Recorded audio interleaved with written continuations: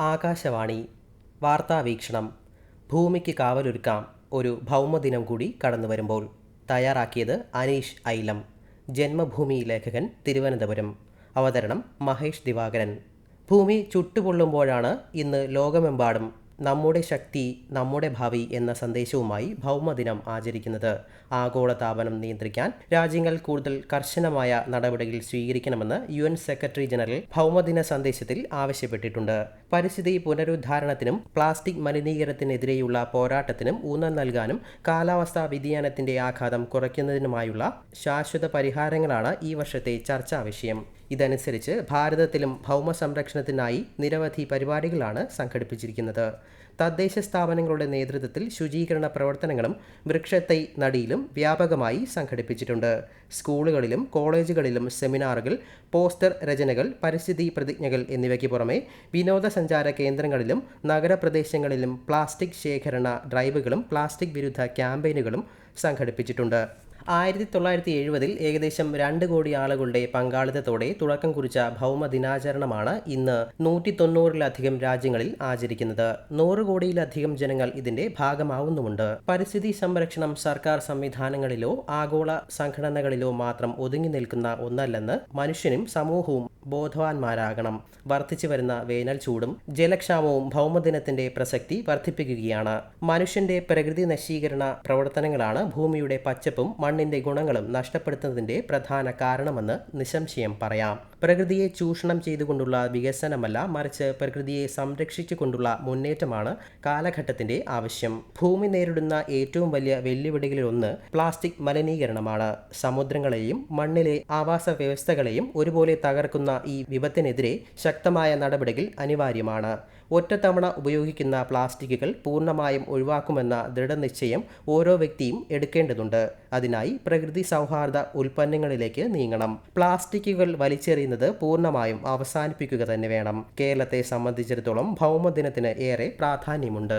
ആവർത്തിച്ചുണ്ടാകുന്ന പ്രളയങ്ങളും അപ്രതീക്ഷിതമായുണ്ടാകുന്ന കഠിനമായ ഉഷ്ണതരംഗങ്ങളും പരിസ്ഥിതിയിലുണ്ടാക്കുന്ന ഭയാനകമായ മാറ്റങ്ങളുടെ സൂചനയാണ്. പശ്ചിമഘട്ടത്തിന്റെ സംരക്ഷണവും ജലാശയങ്ങളുടെ പുനരുജ്ജീവനവും വൈകുന്തോറും കൂടുതൽ അപകടം വിളിച്ചു വരുത്തും.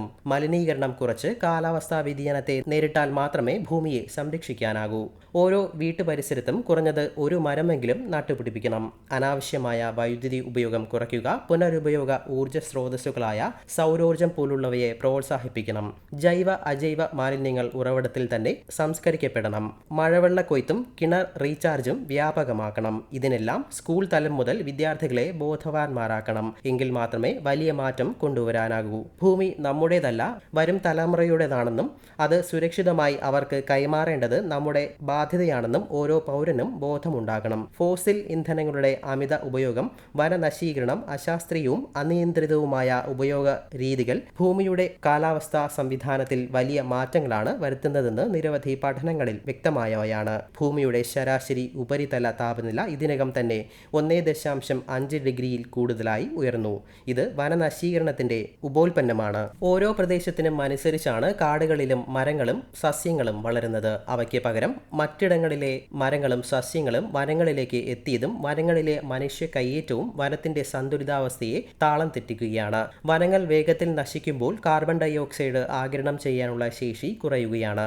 ഇതിന്റെ ഫലമായി ചൂട് കൂടുകയും ഹിമാനികളുടെ ഉരുകലിലൂടെ സമുദ്രനിരപ്പ് ഉയരുകയും ചെയ്യും. ഭക്ഷ്യ ജലവ്യവസ്ഥകളിലെ അസന്തുലിതാവസ്ഥ വർദ്ധിപ്പിക്കും. അതുമാത്രമല്ല, ഭൂമിയിലെ ജീവികളുടെ സന്തുലിതാവസ്ഥയിലെ തകർച്ചയും ഭൗമനശീകരണത്തിന് കാരണമാണ്. വനങ്ങളിലെ ചില വൈദേശിക സസ്യങ്ങൾ കാരണം നിരവധി ജീവികളാണ് അന്യം നിന്ന് പോയത്. വൈദേശിക സസ്യങ്ങളിലൂടെ തങ്ങളുടെ ഭക്ഷണം നഷ്ടമായ നിരവധി ജീവികൾ ഇല്ലാതായി. ഇത് ഭക്ഷ്യ ശൃംഖലയെ പോലും തകർത്തു. ചില വിഭാഗം ജീവികൾ തീരെ ഇല്ലാതായി. ചിലവ ക്രമാതീതമായി വർദ്ധിച്ചു. ഇതെല്ലാം ഭൂമിയുടെ ഘടനയെ പോലും നശിപ്പിച്ചു കഴിഞ്ഞു. ഭൂമി സംരക്ഷണത്തിനായി നാം വ്യക്തിഗത ശീലങ്ങളിൽ മാറ്റം വരുത്തേണ്ടതുണ്ട്. കാർബൺ പാദമുദ്ര കുറയ്ക്കുക എന്നതാണ് അതിൽ ഏറ്റവും പ്രധാനം. അത്യാവശ്യമല്ലാത്ത ഊർജ്ജ ഉപയോഗം കുറയ്ക്കുന്നതിലൂടെയും പൊതുഗതാഗത സംവിധാനങ്ങൾ ഉപയോഗിക്കുന്നതിലൂടെയും ചെയ്യുന്നതിലൂടെയും നമുക്ക് ഓരോരുത്തർക്കും അന്തരീക്ഷത്തിലെ കാർബൺ അളവ് കുറയ്ക്കാൻ സാധിക്കും. ലളിതമായ ജീവിതശൈലിയാണ് മറ്റൊന്ന്. അശാസ്ത്രീയവും അനിയന്ത്രിതവുമായ ഉപഭോഗ രീതികൾ ഉപേക്ഷിച്ച് പ്രകൃതി സൗഹൃദമായ വസ്തുക്കൾ ഉപയോഗിക്കാൻ ശ്രദ്ധിക്കുക. പ്രകൃതി വിഭവങ്ങളുടെ സംരക്ഷണത്തിനായി വൃക്ഷത്തൈകൾ നട്ടുപിടിപ്പിക്കണം. വനങ്ങൾ നശിക്കുന്നത് കാർബൺ ആഗിരണം ചെയ്യാനുള്ള ഭൂമിയുടെ ശേഷി കുറയ്ക്കുന്നു. അതിനാൽ കൂടുതൽ മരങ്ങൾ വച്ചുപിടിപ്പിക്കുന്നത് കാലാവസ്ഥാ വ്യതിയാനത്തെ തടയാൻ സഹായിക്കും.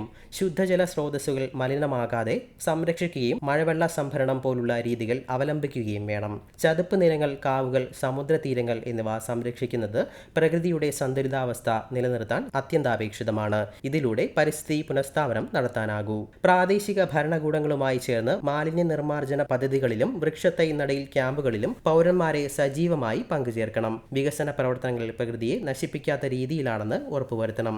ഇതെല്ലാം മുന്നിൽ കണ്ടുകൊണ്ടാണ് ഭാരതം സ്വച്ഛ് ഭാരത് പദ്ധതി നടപ്പിലാക്കിയത്. ഭാരതത്തെ മാലിന്യമുക്തമാക്കുക എന്ന ലക്ഷ്യത്തോടെ നരേന്ദ്രമോദി സർക്കാർ നടപ്പിലാക്കിയ ഏറ്റവും വലിയ ശുചിത്വ ക്യാമ്പയിനാണ് സ്വച്ഛ് ഭാരത് മിഷൻ.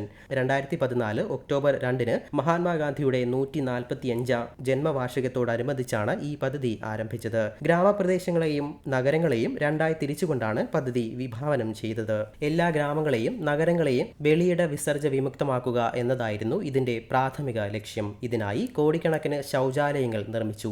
ഇത് പ്രകൃതിയുടെ മാത്രമല്ല മനുഷ്യരുടെ ജീവിതശൈലിയെ തന്നെ മാറ്റിമറിച്ചു. വീടുകളിൽ നിന്നും സ്ഥാപനങ്ങളിൽ നിന്നുമുള്ള ഖരദ്രാവക മാലിന്യങ്ങൾ ശാസ്ത്രീയമായി സംസ്കരിക്കുക, വ്യക്തി ശുചിത്വത്തെയും പരിസര ശുചിത്വത്തെയും കുറിച്ച് ജനങ്ങളിൽ അവബോധം വളർത്തുക, മാനുഷികമായി മലിനജലം നീക്കം ചെയ്യുന്ന രീതി പൂർണ്ണമായും ഇല്ലാതാക്കുക തുടങ്ങിയവയായിരുന്നു ആദ്യഘട്ടത്തിലെ പദ്ധതികൾ.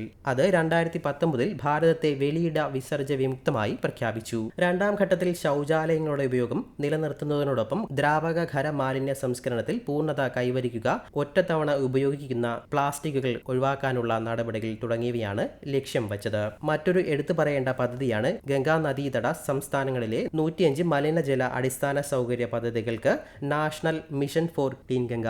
നദീ ശുദ്ധീകരണത്തിനും ഗംഗ പുനരുജ്ജീവനത്തിനുമായി 17,484.97 കോടിയാണ് ചെലവഴിക്കുന്നത്. ഇതിൽ 25 മലിനജല അടിസ്ഥാന സൗകര്യ പദ്ധതികൾ ഇതുവരെ പൂർത്തിയായി.